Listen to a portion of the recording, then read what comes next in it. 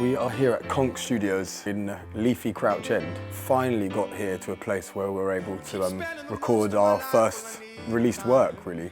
It's been a sort of amalgamation of the last 4 years of me as a sort of jobbing musician and everyone I've met along the way, and we've sort of just whittled ourselves down to 8. We're like a family now, I suppose. I think just the people that are recorded here, the prestige of the sound system and the mixer that is called the Neve. We wanted to recapture our sound live because every time people come to my gigs they always want to see some material, and when we decided to do it at KONK I didn't actually realise it would be as live as it is. I mean, most of the vocal takes are live.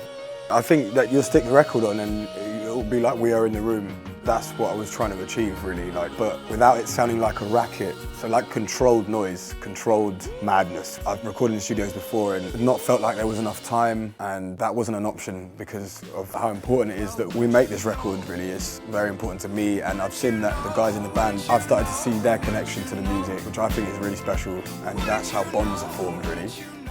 Hustler is basically like a story. I take you on a little ride through some of my own necessities. People have said that it's like I take you on a journey. They're not exactly conventional songs with verse, chorus, bridge, verse, chorus, bridge. I'd like to write like that, but I just don't think it comes naturally to me. My process is more born from having to live the experiences, having to live some of the fear that I've had into more of a positive thing. Pharoah Smeaton Russell is on drums. He is Brixton-based drummer who I met at a gig. He plays a sort of fusion of funk, soul, breakbeat. He came along to a rehearsal and brought along Tom. Sarah Iman Telman, I met her through another singer called Emma Devine. It's sort of been a very organic process of actually having to go and mingle with the musical community and watch gigs and plucking up the courage to sort of pick people that I felt would just get along and people that I felt had a similar energy. I met Gina and Summer, who also sing in very similar places, like just at gigs. They've just come into the band recently and it has been an absolute revelation since having 3 girls singing with you. It takes the music to a completely different level. The dimension and the space and the scope, it's been an absolute wonder. Mike Peters on guitar, met at Glastonbury. He's the youngest of the bunch, an amazing guitarist.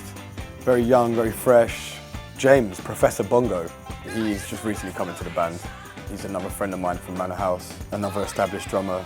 Have I missed anyone out? I really hope not. Restoration is about self-improvement.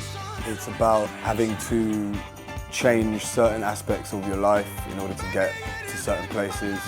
As I was writing it, it started to evolve as I started to evolve, because you can't sing a song about self-improvement if you're constantly repeating the same mistakes. It inspires people, but it makes people dance, but it makes people listen. It sort of takes you on a journey.